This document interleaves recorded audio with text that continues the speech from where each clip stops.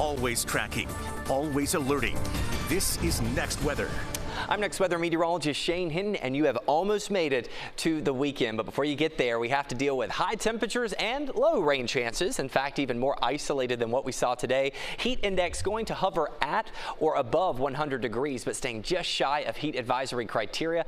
On top of that, I also have an update in regard to Tropical Storm Erin that we continue to monitor in the Atlantic. Let's take a look back here in South Florida for the evening. If you are going to go dine out this evening, not really any rain concerns for you, as most of that activity is over southwest Florida, but on the thermometer we'll be in the mid 80s, but it feels like it's in the mid to upper 90s. That 10% chance for a stray shower, as I say, is going to be out of our area for Broward, Miami-Dade, and the Keys. Tomorrow morning we'll wake up to a steamy start to your Friday, upper 70s to lower 80s on the thermometer, with the thickest air down in the Keys expected to start and feel like we're in the 90s, in some areas feeling like they're in the mid to upper 90s for tomorrow morning. Now, as we go throughout the day tomorrow, I think it's also going to be another steamy one for us. Take a look at the hourly feels like forecast for tomorrow. Make it up to around 103. That's a couple of degrees shy for the heat advisory threshold, but still, please make sure you are listening to your body, wearing light colors, loose-fitting clothing, and staying hydrated early and often throughout the day with water. You do see those 10% shower chances for tomorrow in the morning. That's going to favor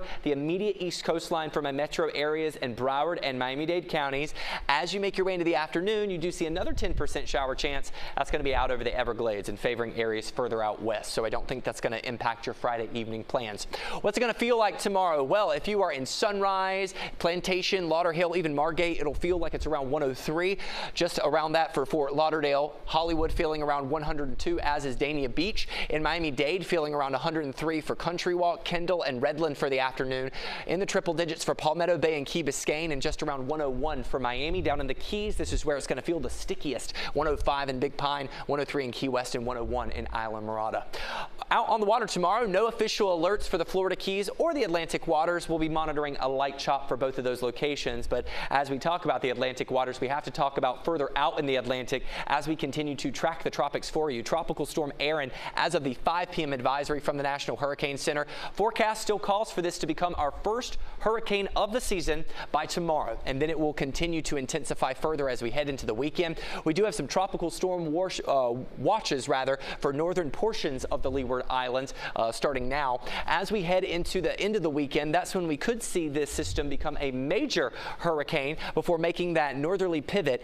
Now, as of the latest forecast, this cone still keeps us out of direct impact in South Florida and the east coast of the United States. But after 5 to 7 days, there is a lot of uncertainty with the forecast models. The reason I highlight that is for those of you who maybe have loved ones in the Carolinas.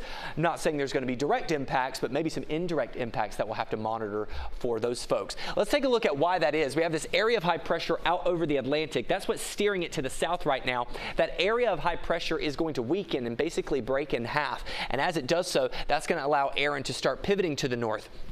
Now, when that break happens and how strong each area of high pressure is what's going to play the key role in where the system steers. Now, you notice the GFS model keeps it a little bit further to the east. The European model trends a little bit further to the west, which is why we could see some indirect impacts to the Carolinas, mostly in the form of maybe some rougher marine conditions and rip current risk. And how strong that area of high pressure that splits apart from that one in the Atlantic, where that situates, it's also going to help play a key role in how that system pushes out toward the east.